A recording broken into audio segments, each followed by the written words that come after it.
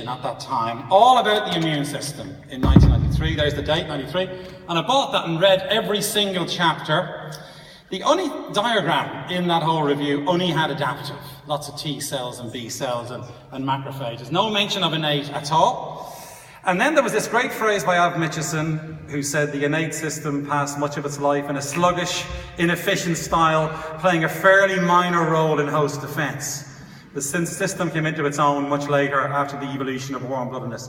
Mitchison was a moron, obviously, you know, and didn't realize what was coming next. And how times have changed, I'm going to give you 3 examples of how times have changed.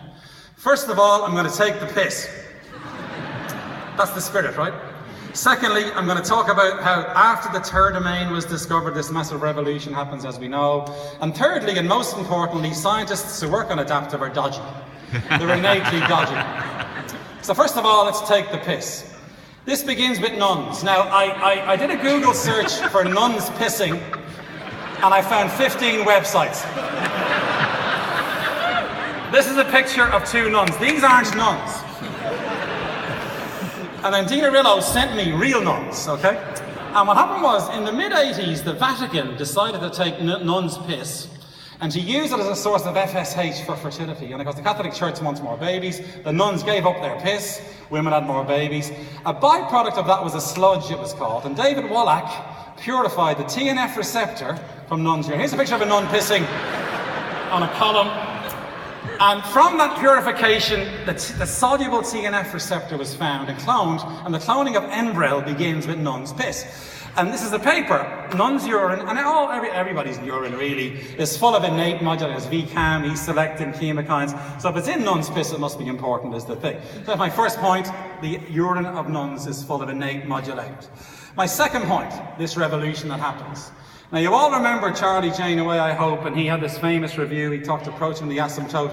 The asymptote was innate, adaptive is stupid. It reaches an asymptote, doesn't go any further. There must be something more than antibodies and clonal expansion. And of course, that gave rise to our revolution.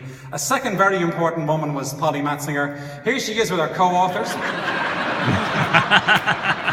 So she was another very important pioneering investigator. The very first report of the third domain is in plants. A woman called Barbara Baker in 1994 reports on N protein in tobacco. Plants, of course, are just innate. And she coins the term third domain, doesn't get any credit. This other guy, this is our paper actually, in our paper in Cell. The leaf on the right has a mutant N protein, and this is the virus destroying the leaf. The wild type is normal, okay? And that was on the cover of Cell. Of course, 2 years later, Jules Hoffmann, the famous moldy fly, he wins the Nobel Prize, and she doesn't, a travesty. Because she was the one who spotted this innate receptor first, really. Of course, Hoffmann's paper, those of us old enough remember that. And now an explosion happens, and this is now innate, very complicated. I remind you what Mitchison said, playing a fairly minor role in host defense. I mean, it's ridiculous. You know, the innate system is so all-pervasive and dominant. And of course, one little example in our own work, you block a single innate receptor, NLRP3, you cure all diseases. It's a proud boast. You know. And here we have autoimmune diseases as well, innate disease and so on. Now, that's the post-third domain explosion. Now, my third point is scientists who work on adaptive are well dodgy. Now, let me give you 3 examples here. The clock is ticking down terrifyingly. Hold on, I'm not having it. I'm not having that. Here we go again. Right. So, I've got to move this forward. Now, the innate bit is well dodgy. Let me show you stuff. I'm not having that crap. Okay. So, now when I say the innate people are well dodgy, let me give you 3 examples of that, right? They're trying to kill me now. Whoever's up in the control room, fuck off. Luke, I was told you'd be in trouble. I'm going to talk about McFarlane Burnett.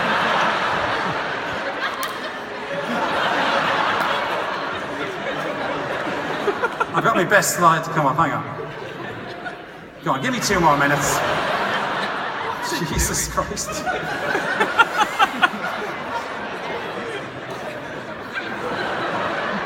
I think time's up. Let me show you one more slide. One more slide. You can't find it. I'm begging you. Okay, dodgy people. Jenner. There's Jenner, a real fop. Look at her. There he is more aggressively. He ripped off a farmer called Jesty. Jesty discovered vaccination 22 years before Jenner, okay?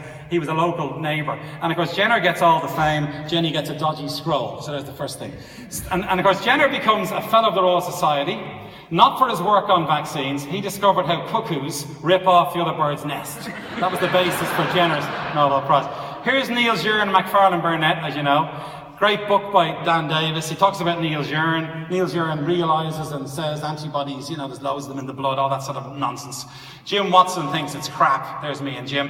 Watson says Uren's idea stank, so it must be wrong. And more importantly, Uren, prior to thinking about antibodies, Uren had many difficulties in his life. Sexually, he was keen on sadomasochism. But it's not clear if he shared this tendency with his wife. And then one of your heroes, Burnet. Burnet believes Uren and publishes his first paper in the Australian Journal of Science, very important paper. And it was always important for Burnet to prove Australian science was important. He refuses Harvard, interesting VJ, and stays in Australia. His kids grew up in Australia. But very importantly, he was very shy with women. He had his first dance at the age of 24. And soon after he met his wife, he got married. But look at this, Burnet was shielded from distractions by his wife, who saw her role defined by having a husband capable of immensely important discoveries. What's happened to Australian women? And of course, the legacy of Burnet's wife is continued with Kath and Kim. Isn't that great? So again, dodgy. So my third point, scientists are dodgy. I'll leave you with 2 final points. This is a non-redundant adjuvant. Maybe this one is non-redundant. So thank you very much.